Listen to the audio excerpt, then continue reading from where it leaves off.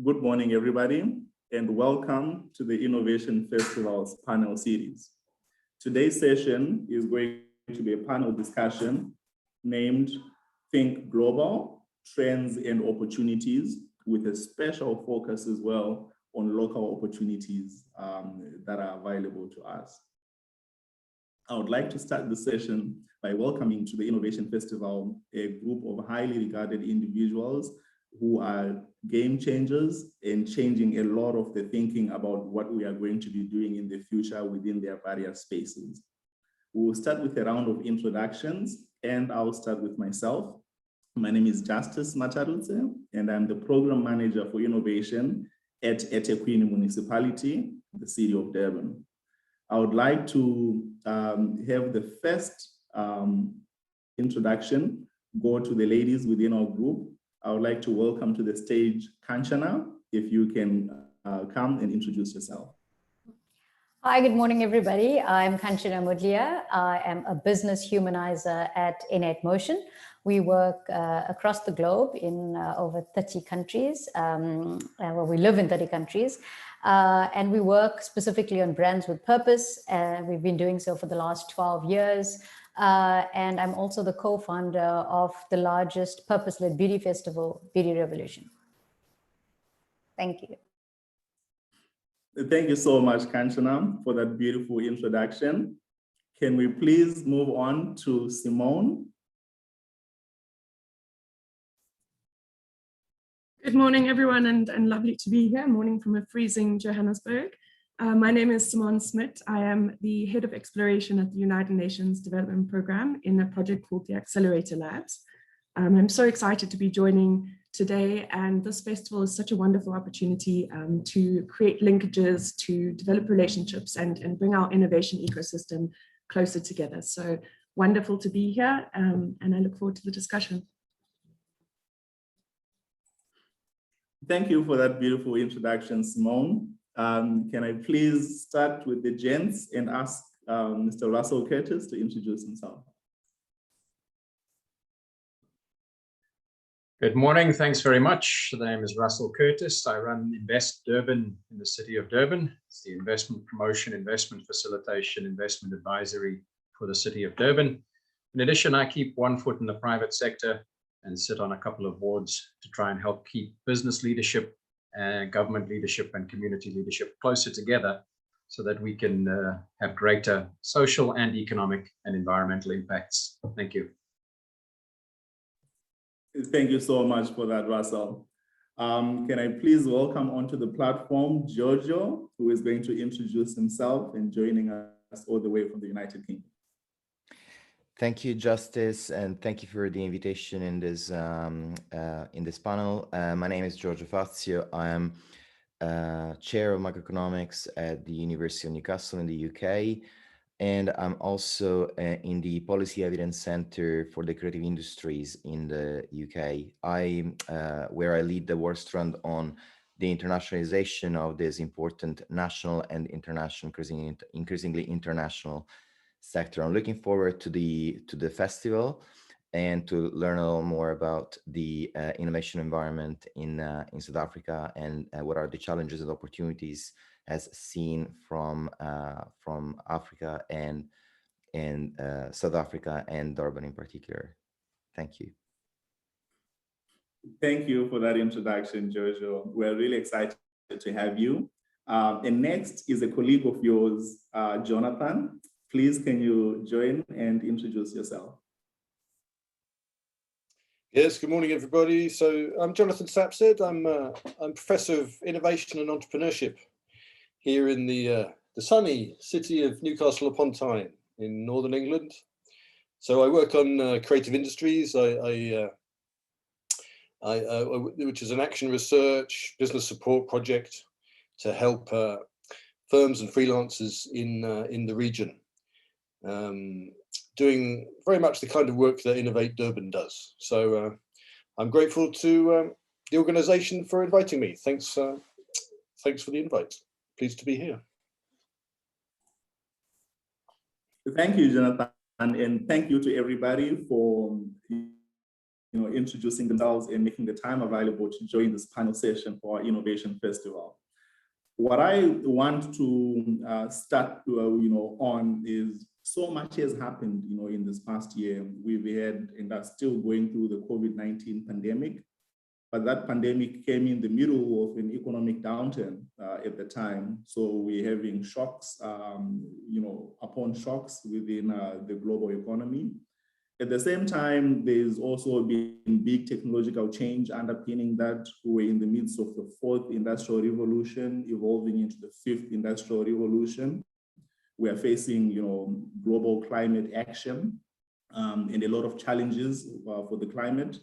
Africa also is facing big demographic shifts with the youngest population on the globe and still faced with a lot of challenges in terms of food and extreme poverty. What I want to start the session on, given that context, is I want to understand within your own cases how you are now looking towards the future and how you've pivoted, because of these changes to try and start, actions, to address the reality of the world we stay in. The person that I want to give to start first is going to be Simone from the UNDP to tell us some of the perspectives from the work that they've been doing, what they've been seeing. And then we'll carry on from that, to go on to Russell, just to make him aware. But over to you, Simone. How has your sector pivoted and what are some of the trends and issues that you are seeing? Thank you so much, Justice. So what I'd like to reflect on to start off the conversation is how we've changed the way that we work as well as what we are working on within the development sector. So actually our first pivot came a little bit before COVID with the development of the accelerator labs. The labs were set up to accelerate the achievement of the Sustainable Development Goals. I'm sure, as everyone is aware, we're in the last decade of action now. We have 9 years left to achieve the goals. So the labs are essentially set up to understand how we can deliver development differently and how we can reach the goals. That's through supporting innovation externally in the ecosystem, as well as internally in our own project design and processes, and infusing innovation in the way that the UNDP does its work. When it came to COVID, as far as changing the way we work as well, there were obviously many limitations, for example, not being able to go into the field to collect data, and understand where vulnerable groups are. So what we did there was we started to work much closely with communities and use members of communities to collect data as one example. Then around what we are working on and how that has shifted. Obviously with the pandemic, an enormous amount of our resources and capacity were diverted to focus on the COVID response. And within the development system, which is already highly complex and there are many competing priorities around what to focus on, that kind of really limited the resources we had to carry on working on other development issues. But what we've done as far as looking ahead, besides from programming that isn't directly related to COVID, we see that the increase in digitalization may cause further inequalities. So part of our work is focusing on addressing the digital divide by, for example, we have projects setting up television white space broadband in rural communities. We focused on increasing capacity of schools for e-learning and so on. So that's sort of how we've changed what we're working on, but really with the focus where sustainability and equity are at the core of how we build back better. So thank you, Justice. Those are my initial reflections. Thank you, Simone, for sharing with us, the amazing work that you've been doing and what some of the development programs, are achieving. Now, the next person I'm going to pose a question to is Mr. Russell Curtis, who heads up Invest Durban and is a big champion within the city of Durban through his involvement with the private sector. We want to know what shifts and changes are taking place within the investment landscape and how you have shifted in terms of, a foreign direct investment, marketing perspectives or attracting investment into the city, as well as the business landscape, how things have pivoted within your space. Over to you, Russell. Great, thanks very much, Justice, and good to be here. Greetings again to the audience. Look, the investment space is a dynamic and challenging one. And, some of the trends are global, but we also need to translate those into some of the local areas. Globally, pre-COVID, in the investment space, whether you want to call it the Green Deal or sustainability, become more prominent, and that's giving rise to business opportunities for investment, but also regulations around investment. Secondly, the pivot has been around, as we've seen, the move to all things digital. And that includes, that acronym that we all need to pay a lot more attention to, SMAC, S-M-A-C, social, mobile, analytics, data, and cloud. Yes, those were pre-COVID, but now fast forwarded for all of us as a result of that. Thirdly, I think the pivots have been around community aggregation, community mobilization. As everyone got locked down, how did we connect? How did we aggregate? How did we mobilize? And there's been some good examples of that, and sadly also some destructive ones. And then lastly, our pivots that we've seen at a global scale have been around the interplay between globalization and localization in the investment space, particularly in the sector value chains of business. And for us as Invest Durban, whether it's globalization, whether it's localization, it's not an either or, it's a both and. They're both helpful dynamics, and we try not to get polarized in language. So locally, we've pivoted as Invest Durban into assessing and facilitating investments according to a more robust sustainability and feasibility framework. Secondly, we've thrown ourselves deeper into the digital meeting spaces, like all of us, but also digital investment promotion spaces. And we're currently exploring some new tech that's being developed by a Durban-based company for investment facilitation and investment progression.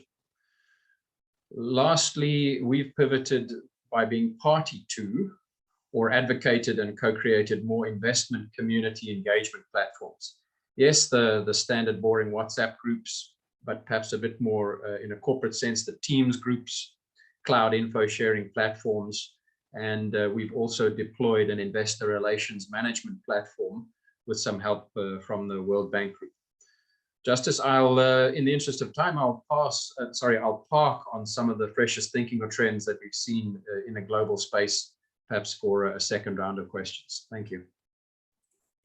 Thank you for those insights, Russell. You're already giving us new acronyms. The first one is SMAC, social, mobile, analytics, and cloud.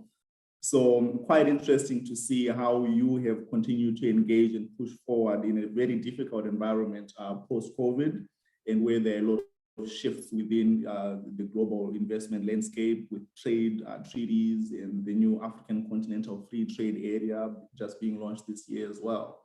And also, I think it's quite a good discussion, you're also hinting at here on globalization versus localization.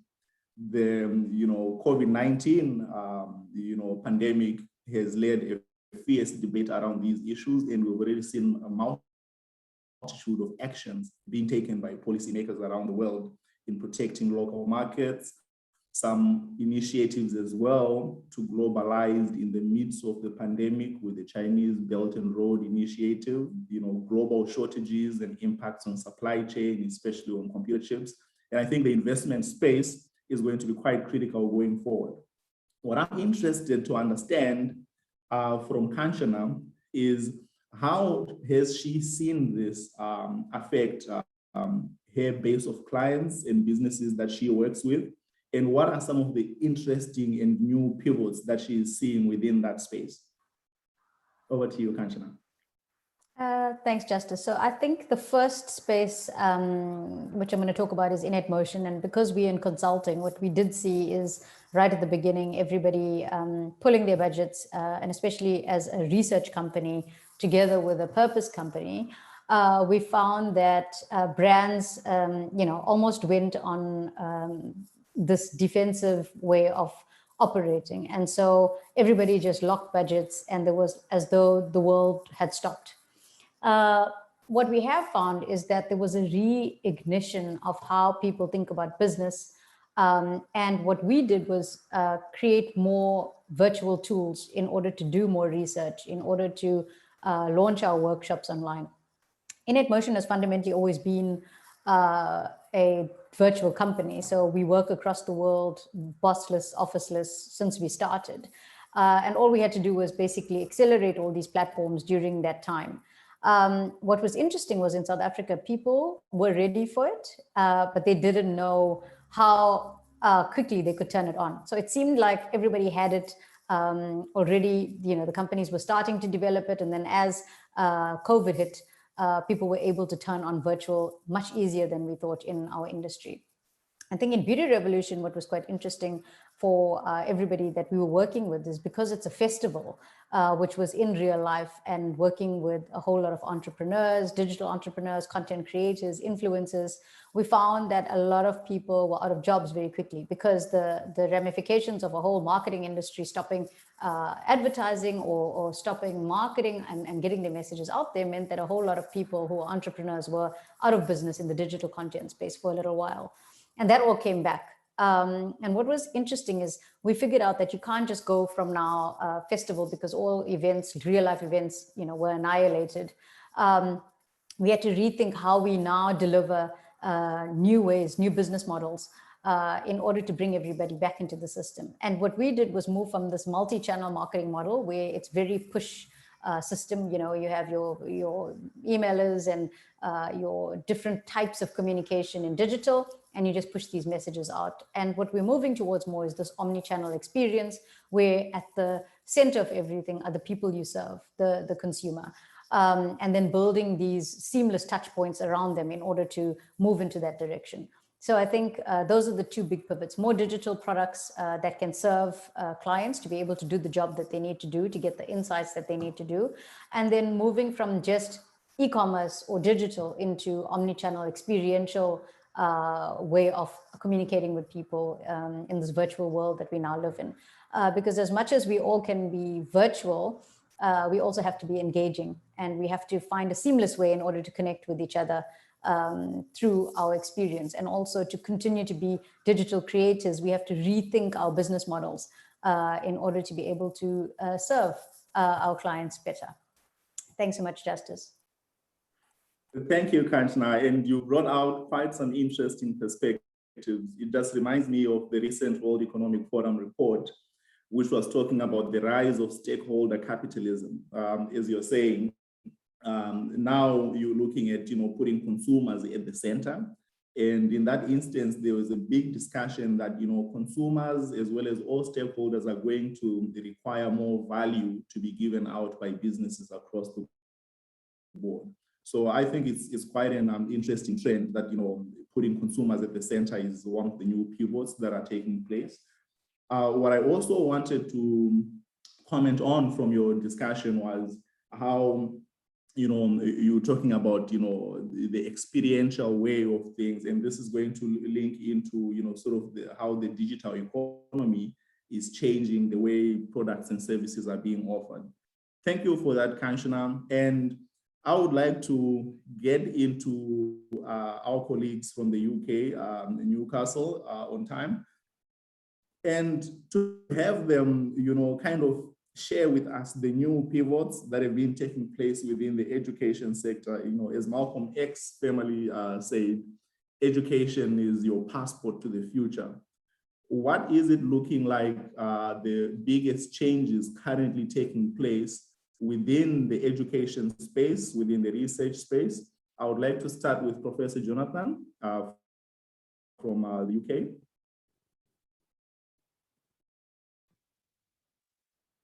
Yeah, thanks, Justice. Yeah, so I mean, in higher education, as you can imagine, as it has been around the world, there has been, of course, the shift to digitization. It's something that has been a trend for some time, and different universities have been putting little toes in the water of digitization and online delivery of programs and modules for some time. And this has been a massive acceleration over the last year. We've all had to up our game and to learn more about how to do pedagogy and how to best connect and keep people engaged in using these rather limited platforms, right, with varying levels of success, I think. But we've learned a lot. So in that way, it's been a great accelerator. I think also on the research side, in terms of research budgets, in the UK, certainly there has been a huge redirection of resource towards the COVID crisis. And so there's been a rapid response program, which has been much more agile than we're used to. Normally, you can wait up to sort of 6 or 8 months to hear the outcome of a proposal, whereas they were working it through very quickly within 2 to 3 weeks, and giving out grants to people to help with the crisis in the short term. So that has been something that has shaken up the establishment, I think. In terms of like the sectors that I work with in the creative industries, I mean, there, I think what you can see is there's a varying experience, right? So on the one hand, at one end, some sectors have prospered, you know, like digital marketing, like as Kanchana was saying, like the IT companies, these have actually prospered during the COVID as people were starting to think about, okay, we need to pivot our digital marketing strategies because of the lockdown. And so that has meant work for that sector. At the other end, you've got the cultural venues, the music venues, hospitality, tourism, these sort of related sectors, and they of course have suffered. There's been great pain, redundancies, and the loss of income that we have to recognize as well. So it's a mixed experience, really, I think, across the board. Well, thank you, Jonathan, and I appreciate your feedback. And I would like to, then look at, what are some of the issues, and this will be directed to Giorgio. From an economic perspective, and you are, for the sake of this panel, our economic expert, what are some of the biggest economic trends that you are seeing globally? And within those trends, what are some of the biggest pivots you are seeing global economies take? Especially this year, especially with the macroeconomic environment that everybody is faced with. Over to you, Giorgio. Okay, thank you, Justice. I think you asked a much easier question to my colleague, to be fair. So this is not an easy question at all. I'll do my best to try and answer. So I think there have been massive shifts in the global economy. There have been massive shifts also in the way national economies have responded.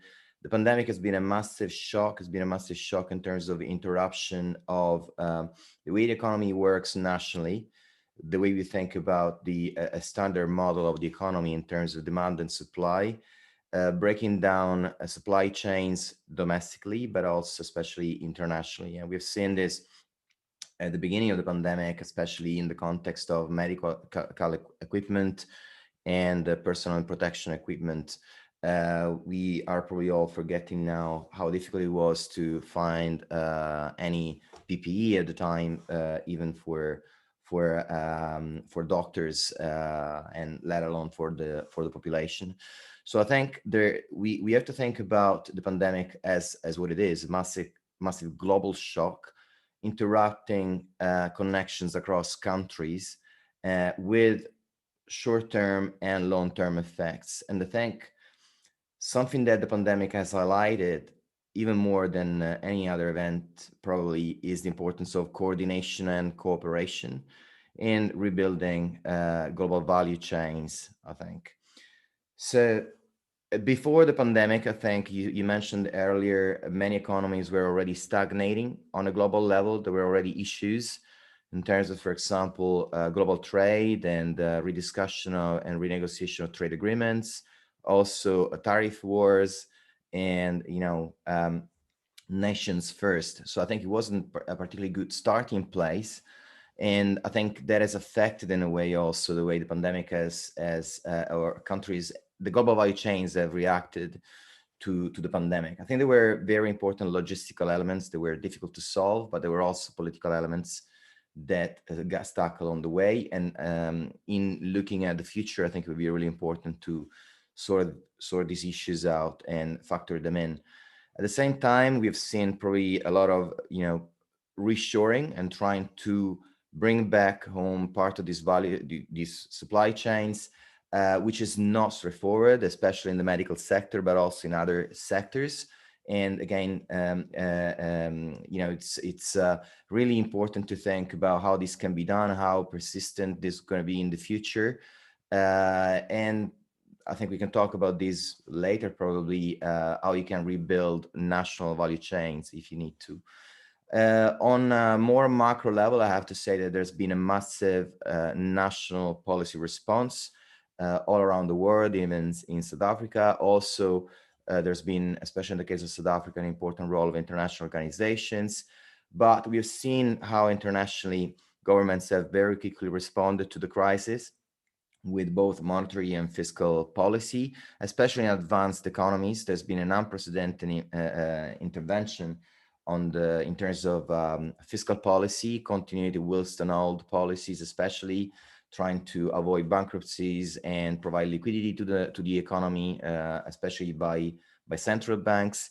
And this can have implications also for the medium term and the long term, as debts across the world increase dramatically, and therefore there are big questions about how much of this is going to translate into, or how quickly you're going to rebound, and the importance of growth in the future, but also debt stability, and also potentially inflationary shocks. So I think all in all, I think there's been a massive response that has been critical in keeping the national economies more in maybe in advanced economies, but also in emerging markets and less developed countries alive. But at the same time, there are a lot of questions and question marks about the future, I think. One of these is probably the most pressing, and it is the vaccine rollout. We know that advanced economies are proceeding at a quite fast pace, and this will have a big incidence on the speed of recovery. But worldwide, the picture is a lot less rosy, and therefore I think that is something that the global economy should really concentrate on right now. Well, thank you, Giorgio. I think that was quite a good overview of the trends globally and the responses that are coming from different spheres. What I wanted to get into more about the responses and some of the initiatives that we would say are addressing issues really on the lower end of the economy. So first, I would like to call upon again Simone so that she can share with us some of the work that has been happening at the Accelerator Lab and highlight some of the most unusual thinking and trends in terms of the work that they are doing to address challenges, in the here and now. Simone? Thank you, Justice. Sure, that's a big question to answer, but I'll give it a go. As far as trends and opportunities, I think the greatest opportunity that is presented to us from this pandemic is the opportunity to design a new normal. In UNDP, we always say we need to build back better and build back greener from this. And I think, this crisis creates the space for alternatives, and disruption creates a space for innovation. And because of the platform we're on today, I really think it's important to note this window of opportunity we have now for change agents like innovators to help us to design the new normal. I think innovators are best placed to do this. They are used to being agile, are quite comfortable with uncertainty, and most importantly, innovators are dreamers. And I think that's what we really need now. And as far as trends go, we do see a much greater focus on the role of entrepreneurs and innovators in rebuilding economies and building back. I think another trend that I'm greatly heartened by is that environmental sustainability hasn't fallen onto the back burner with the pandemic. We did see this happening a lot in the past, in the face of other competing and urgent development priorities. But there's really been a growing swell of focus on green. And I think, Russell touched on it, saying that there's a lot of green investment happening at the moment. So I think there are really a lot of opportunities, especially in South Africa, in the green and blue economy. Even if we look at South Africa's economic reconstruction and recovery plan, they're focusing on high impact employment interventions. And those will be in the spaces of energy security, food security, tourism, and then again, green economy. So at the moment, as far as our own initiatives go, we are starting to develop programs and a pipeline of projects in the blue economy space. I think South Africa, with our coastline and the resources, the ocean resources that we have an enormous comparative advantage as far as developing the blue economy goes, which I don't think we're leveraging yet. And I see a lot of opportunity there for SMEs and innovators. We're also touching on the point that Giorgio made around kind of breaking down supply chains globally and multilateralism and so on. We're focusing when we bring that down to the local, we're looking at localizing systems. So an example is food systems. If we can produce enough of our own food within smaller systems, it means, number one, obviously there's less of a climate impact in your food system, but it also increases the resilience and adaptability of smaller communities. So that's really, I think, what we're focusing on. We are very happy that environmental sustainability, that we can continue working in these areas, and that a lot of countries around the world are including sort of green in their recovery plans. And then the real opportunity for entrepreneurs and SMMEs in the space as we build back better and reconstruct our economies. Thank you. Well, thank you for that, Simone. And there's an interesting trend here. I'm looking at the chat and the Q&A on the platform. And everyone is talking about what this means to have globalization, and the future is also looking like it can be looked through the era of locality. As digital connectivity accelerates, clearly the relationship between physical spaces where people live, work, connect, and everyday activity, this is becoming more fluid, in terms of digital spaces and physical spaces. Globally, what does this mean for us, as people who are seeking investment to industries to create jobs in economies? What does the future of globalization versus localization look like? And I want to pose this to Russell Curtis, who is the head of InvestDev, and tell us what this means, especially, are we looking at investment attraction? What does this mean for local entities? What does this mean for localization initiatives? And what does this mean also for our standing in a global order? Russell, please come in and help us delve through this issue. Great, thanks very much, Justice. These are all exciting questions, and we must press into them because investment and business is a competitive space. And if we as Africans don't press into them, I can assure you there are other places of the world who will steal our lunch. They'll move our cheese. So yes, we all keep an eye on and we use the products and the latest thinking from the traditional FANG firms, so Facebook, Amazon, Apple, Netflix, Google, etc. But I'd also like to encourage our audience to dive into the likes of what Deloitte is saying on their annual Tech Trends review. I'd encourage audience members to have a look at what is IBM researching and advocating, and even what local Durban companies, like a company called Imedia, I-M-M-E-D-I-A, Imedia run by Anis Hassel, are doing to aggregate these opportunities, to empower communities, to mobilize stakeholders, and to monetize in different forms and different groups. Because, Justice, the latest trends often come from a convergence of what I'd call the global macro trends, like sustainability and the SDGs, and how those converge with our local needs, our local problems of different stakeholders. I think we've all seen through COVID that there's geographic dislocation of business now, meaning so much more can really be done from almost anywhere in the world. And so this is translating into innovation opportunities, whether it's in GovTech, whether it's in RegTech, whether it's in esports and e-gaming, or BPO, business process offshoring or outshoring, shared services platforms, etc. I think there's also a clear theme that's coming through around a need for what I'm calling community mobilization platforms that are more trusted or manageable than usual Facebook, Instagram, etc. Those things have their place. They may serve a particular need, but I think we need to have better platforms for investor relations, for shareholder communications, and to have innovation platforms for corporates and business to use that allow in-house data ownership, in-house data analytics, corporate audit trails, customized reporting.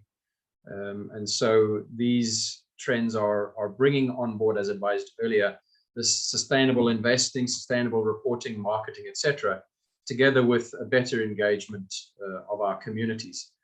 And I think my last comment is to say, whether it's carpe diem, seize the day, or caveat emptor, beware, I think we need to better manage and better understand the disruption of power that's happened in investment generally. One need look no further than Reddit and Robinhood to realize how these have materially disrupted the power bases of large institutions and big capital markets, and has taken, can I use the term, power back to the people in a more balanced and sustainable way. So I'll stop there for now. Thanks, Justice. Thank you so much, Russell. And that's quite an insightful overview that you gave us there, that, you know, there's quite a lot of information coming in. And also it's important that, you know, we don't forget the community mobilization or stakeholder mobilization type of initiatives. Also, you mentioned, you know, about the technology trends and how these are coming forward. I want us to talk about the future through the lens of information. Information has become the most predominant thing, and data is now the engine of the digital world. Innovations in data storage are coming through in transfer and networking, as well as logistics are keeping on driving us forward. What I want is to ask Jonathan, as he's also a professor in innovation, to tell us what the future looks like, especially innovation related to data and how this is going to impact the global order. Yeah, thanks, Justice. So I think data is emerging, data analytics, as one of the new skill sets that we expect people to have and that are contributing to high growth in businesses, in innovation. It's one among many of those skills that we're looking to combine with the more traditional skills. So I think what you're seeing, I think in terms of individual practitioners that are operating in the economy, and in terms of businesses, is a range. There's a diversity of skills that you expect to see in these high growth businesses. And this is something that we've been doing research on for some time here across the creative digital IT industries, and finding that those companies that are, we call this fusion, where you have creative skills that derive from arts, humanities types of disciplines, combined with abilities in data analytics, in digital technologies. These are the businesses that tend to have the higher growth. And we've done various studies in the UK to show this in terms of creative clusters. We did the same study, by the way, in Cape Town, and with collaborators, Professor Jen Snowball at Grahamstown University, Makanda, and there too we found a similar effect in terms of these companies that were showing this kind of fusion, this range of skills. We're innovating more. These are the high innovators, the ones that are showing this kind of diversity of skills.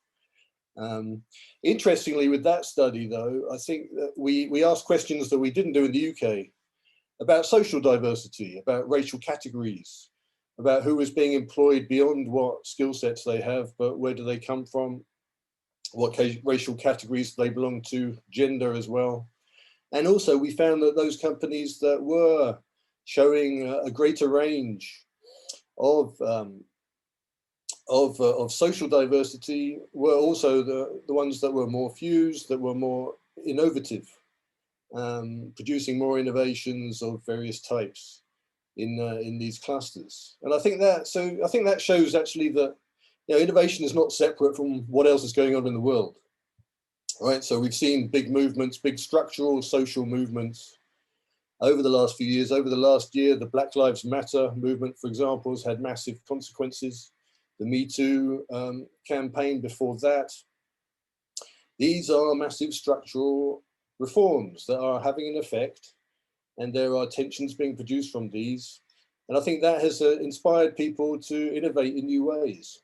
So, I mean, just to finish off, in terms of our local project, we're inviting creative entrepreneurs to come forward for business support. And what we're seeing now is people that are not motivated so much by personal income and economic growth, but they are coming forward with more concern, more motivations around diversity, around improving social relations, around sustainability, as Simone was talking about, and social justice.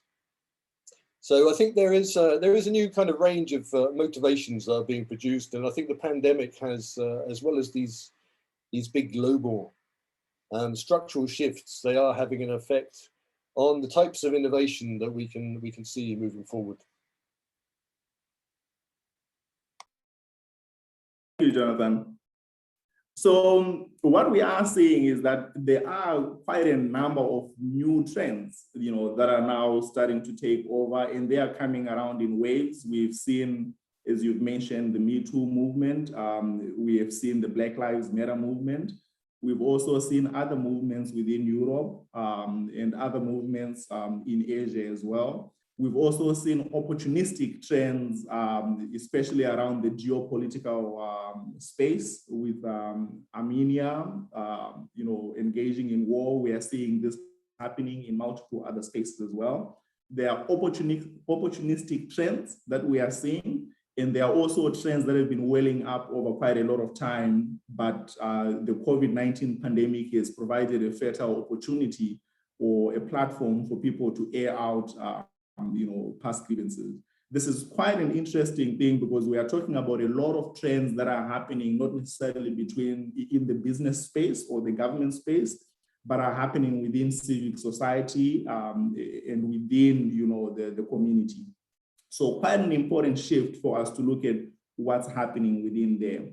What I wanted to discuss, especially coming from this point, is what are some of the trends, and this will be posed to Kanchana, that she is seeing within the business space that are specific to local opportunities that are now being revealed because of all of these global trends and local trends. Over to you, Kanchana. I think Professor Jonathan started talking about it. It's the move to empathy. And the fact that, we're looking at all the different social justice movements and diversity and inclusion, and more than anything, it's coming to the fore now because digital and social media has allowed it to come to the fore. And what people are realizing, especially brands and business, is that it's no longer transactions that are going to win the hearts and minds of consumers. You have to be in the role of empathy to be able to unlock meaningful growth in your business, to be able to serve a better humanity as well. What we're also seeing is that there's this radical collaborative atmosphere around us. Before it was completely competitive. And I think entrepreneurs are now collaborating a lot more with big business and with academia in order to be able to scale and grow their businesses. And this is where we're seeing the incubation labs, we're seeing various big companies across the world and in South Africa that we're working with, creating opportunities for young innovation. Because what we do know is in big business, innovation doesn't come from inside the business, it comes from outside. So it's this radical collaboration of a competition. And what entrepreneurs can learn from that, especially in a local context, is to collaborate more. Because often what happens is entrepreneurs feel like they're on this lonely journey. I actually was an entrepreneur for many, many years. And you always feel like it's yours and you're the brand and you're the owner of this idea. And sometimes you don't take it out any further and expose it to other people so that you can collaborate in a way that's mutually beneficial. So I think that's a huge shift in trend. So empathy, this radical collaboration. And I think a big move in organizations right now that we're working with is moving from silos to ecosystem thinking.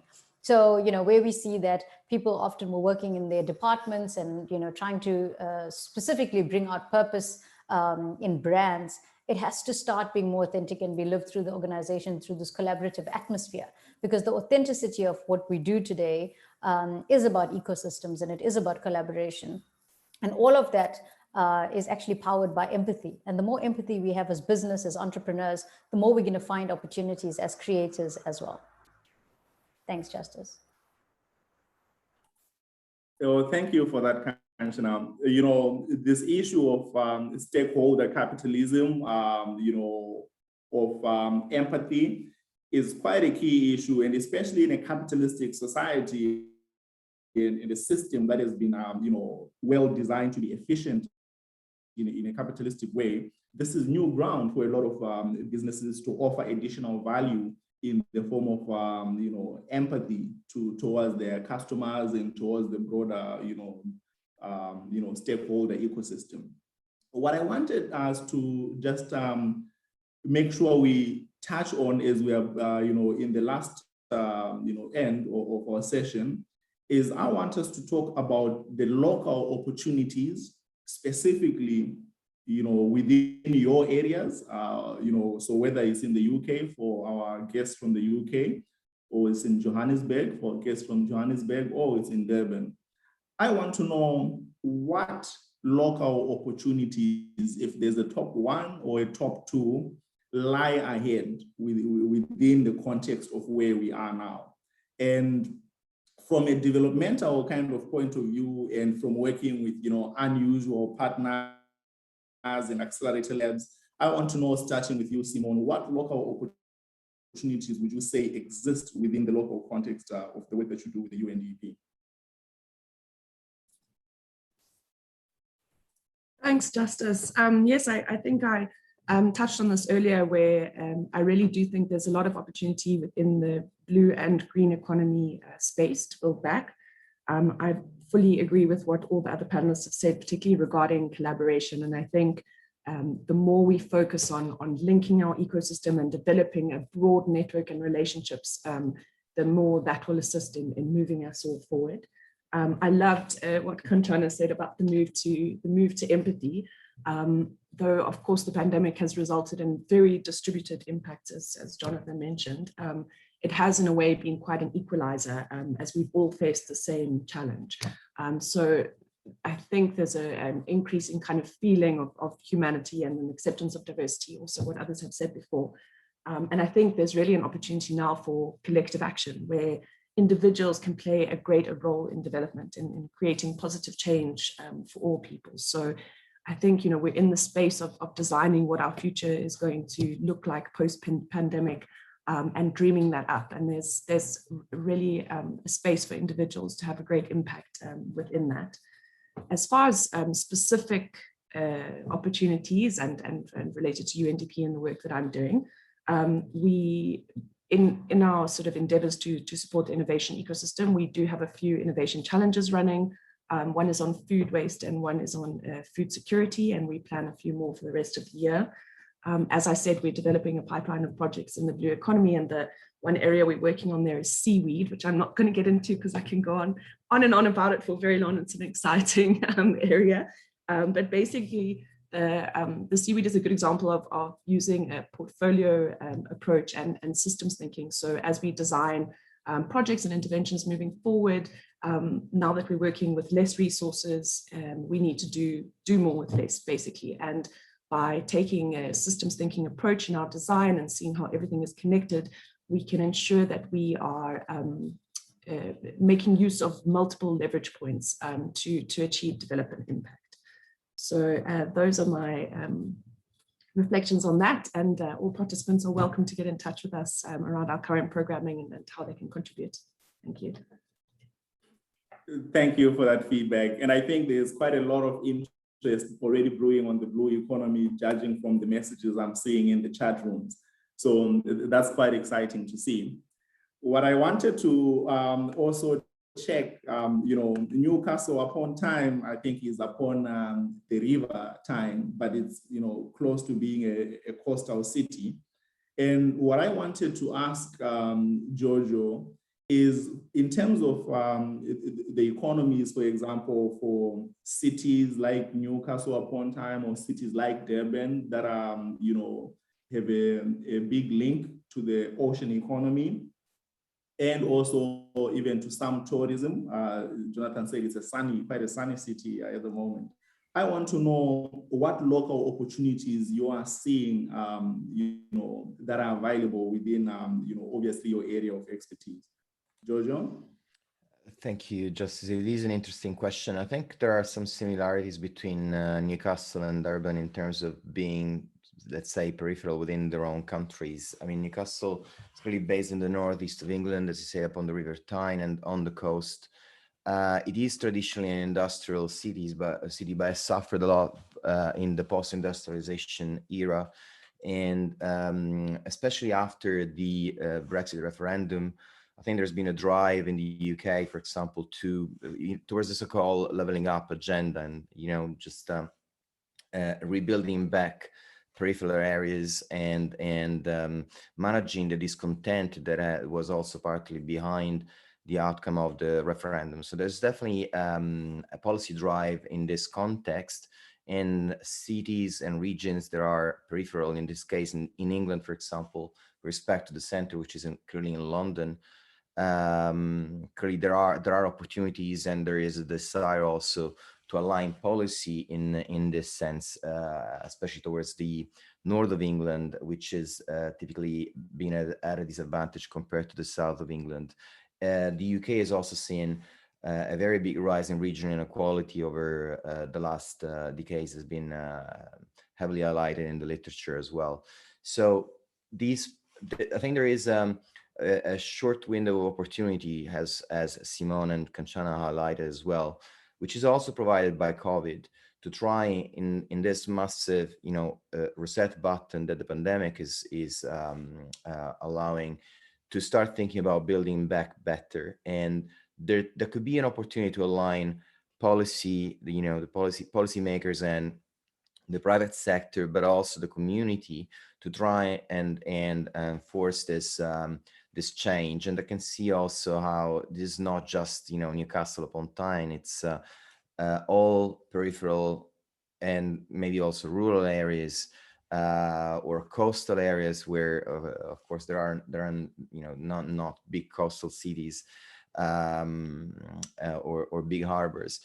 So I think there is a massive opportunity there with the alignment of private public sector and also the community. At the same time, however, there are also challenges, I think, that are imposed by the pandemic, and these challenges rest, I think, again, on these three actors. They rest on the policymaker, they rest on entrepreneurs and innovators, and the rest also on the community. We know how social capital, for example, which is this kind of glue across three actors, is extremely important to determine resilience in economic systems, for example.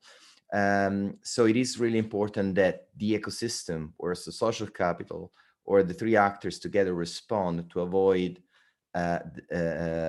further concentration actually as a result of the pandemic, because it is true that there is a desire and an opportunity, but there are also risks that those that are better equipped in terms of human capital, knowledge, and also social capital might actually profit from the current shock and generate even further inequality. And this inequality can be regional within a country, can be international across countries, can be reallocation across sectors, across firms, but it is also in terms of people. And therefore, I think it is really important to avoid the risk of having even further inequality as a result of this shock. I think it rests on the role of local leaders, entrepreneurs and innovators, and the local community to pull together and build the ecosystem and the resilience of the ecosystem that is needed to avoid this possible issue. That's quite a good point, Giorgio. In fact, while you're speaking on that, I wanted to follow on with you. Africa has recently put into place the African Continental Free Trade Area. It's gone into effect now. There is massive inequality on the continents, just looking at the different countries, South Africa being, you know, one of the well-to-do countries along with Egypt and Nigeria. And there was massive hesitancy to sign on because that the benefits would accrue to those countries that have the better infrastructure, better industry, better human capital systems in place. We are looking at the African Continental Free Trade Area as a new opportunity and a new trend in this era. Could you please give us a short comment on that, given that the UK just experienced Brexit recently, just shortly before the pandemic? Thank you, Justice, for this opportunity. I think overall, if you look at history, the periods of time when countries have flourished and the world has flourished are usually more associated with multilateralism than bilateralism. So anything that can push towards multilateralism, I think is a good opportunity. So we also know, however, that trade agreements can have rebalancing effect and reallocation effects, as I said previously, across sectors, across countries, across sectors, across firms, and also workers in different sectors. So I think it is important to, I mean, they're both important, right? So it is important to have a drive towards the reduction of trade costs, especially costs that are man-made. But at the same time, be aware of the challenges that come with the opportunities. And very often the challenges have to be addressed at the local level rather than the international level. So you need to have local actors that are ready and aware of the challenges, and there need to be mitigating policies in place as well in order to avoid that these reallocations can have disruptive implications for specific sectors and also for workers. So I think it's a matter of having of balancing. I think if you look around the world, not just outside Africa, you can see that there's been a tendency towards regional trade agreements across the world, and in a way, I think an African trade union is long awaited.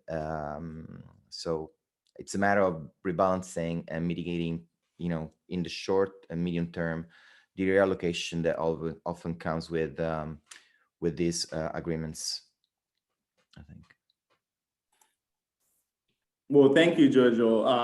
That's quite a unique perspective, and also given the parallels between Europe and Brexit and Africa doing the opposite right now. What I wanted to finish on is to ask Russell to give us a good overview on the opportunities that lie within our local Durban economy as an investment destination, but also within a local context soon after the pandemic. Russell, can you please give us that overview? Hopefully our colleagues from the UK will be able to carry that message across to their colleagues as well. Great, thanks very much, Justice. I shall cover a number of opportunity areas at high speed. So I must forewarn the audience, this is going to be like trying to drink from a fire hose. So get your pens and paper ready quite quickly. First one is around community investing. So we've all heard of M-Pesa in East Africa. And that's where now you've got Kenyans investing in national infrastructure bonds on their phone with as little as $10 each. So community investing, we could mobilize so much more in Mzansi.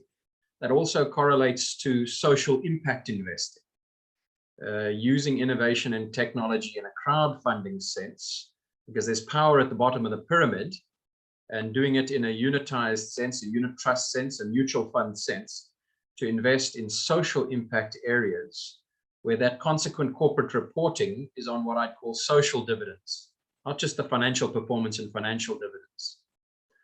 Second area, more trusted corporate business platforms beyond the usual WhatsApp, beyond the usual ERPs that cost 100 million Rand, like SAP, or Oracle, etc.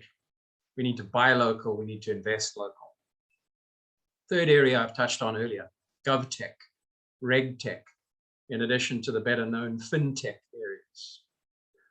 Fourthly, virtual travel opportunities, so virtual reality. Even if it's just a marketing clip, but it's an interactive marketing clip, perhaps moving into more interactive two-way destination engagement.